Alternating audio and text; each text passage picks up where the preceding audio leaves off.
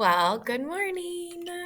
I am Mrs. Duncan, and you should have me for U.S. history if you are watching this video. Could be second hour, third hour, fourth hour, I believe fifth hour I have tutorial. Sixth and seventh hour, again, I have U.S. history. So I just wanted to take a minute for those of you that are remote learners only and go over kind of my syllabus in a quick video. So here we go.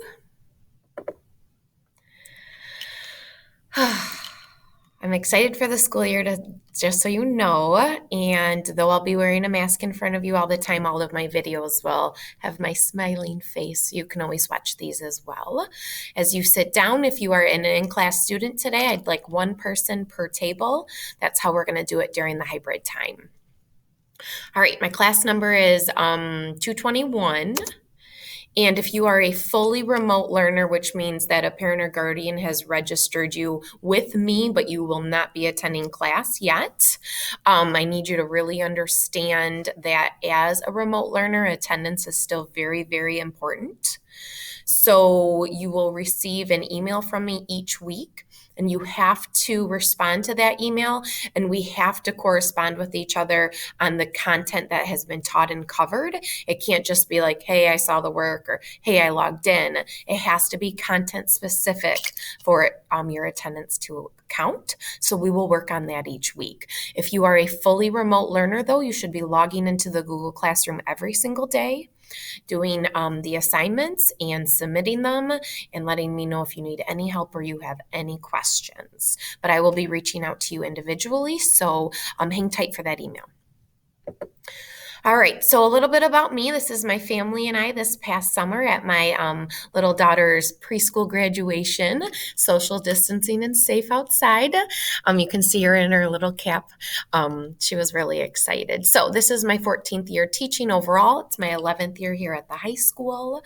I'm married. I have a third grader, Fallon, and a kindergartner, Fiona.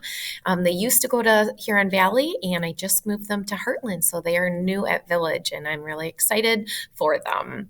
I went to Eastern Michigan for my undergrad and Mary Grove in Detroit for my master's.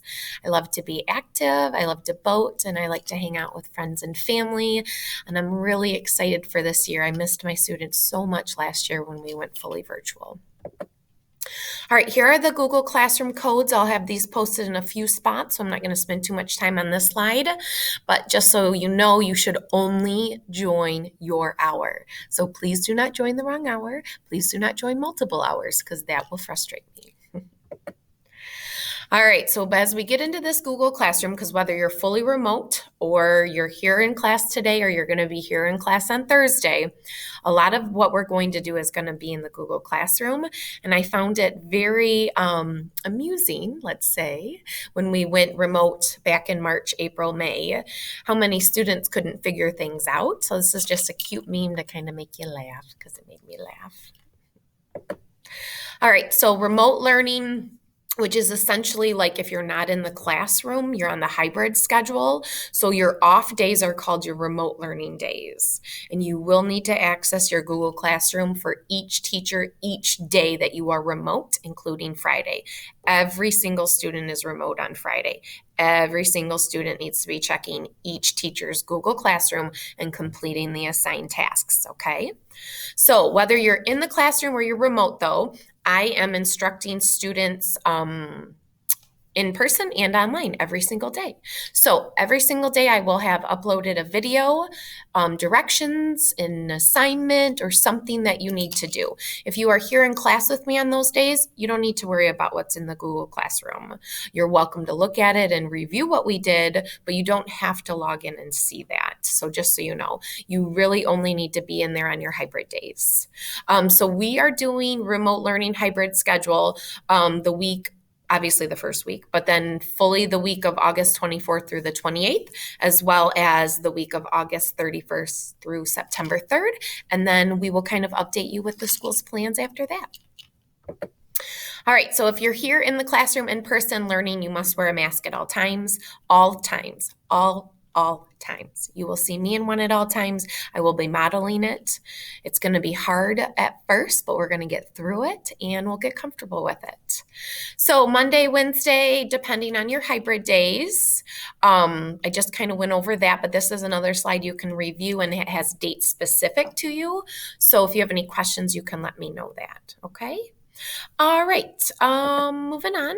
Topics that are covered in this course. So it's a continuation of U.S. history from 8th grade. So in the first semester, we kind of do westward expansion to industrialism. The second unit, we cover immigration and progressivism.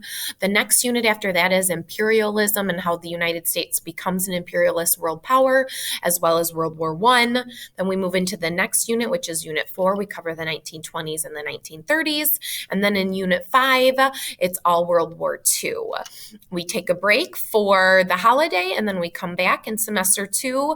You can see we have a ton of content. Cold War, the 50s, Civil Rights Movement, the 1960s, the Vietnam conflict. We cover the 70s, the 80s, and then we finish off the school year with the 90s through the 2000s. So you can see we cover a huge span of U.S. history.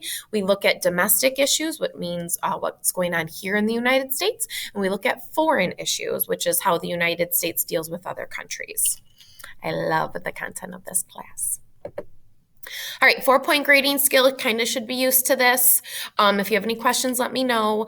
Assessments, which are your tests, cannot be redone. They cannot have test corrections on them. So I'll talk a little bit more about that in person. But that's 80% of your grade. Anything else that we do is called formative. It's 20% of your grade.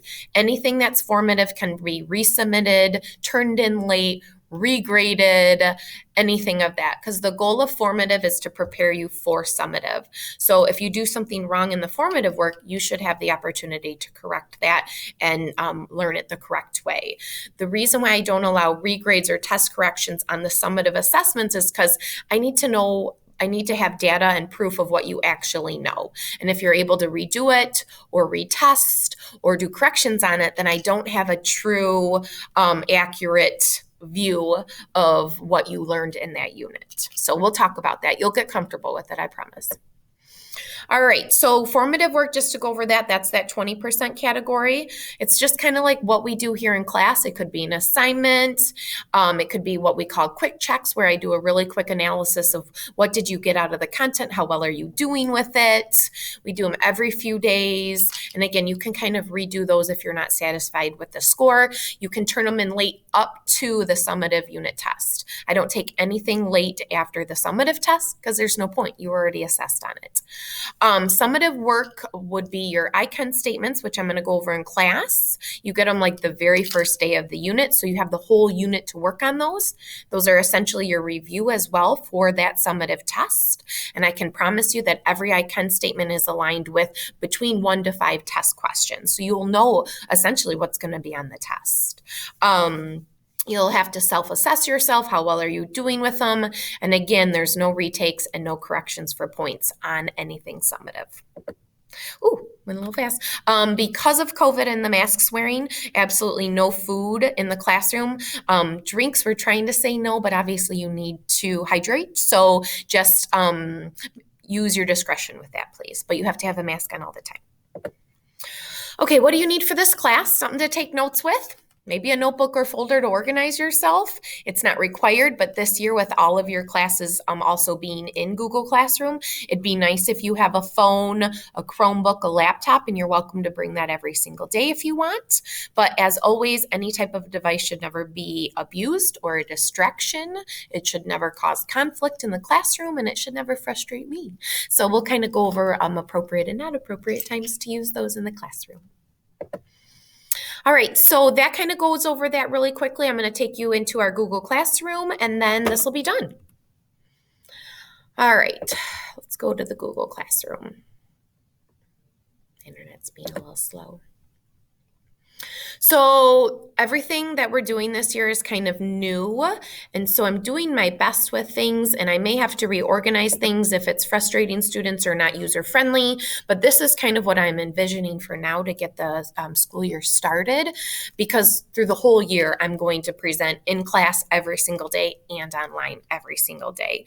So it has to be organized. So when you enter your hours Google Classroom, you should see like the main stream.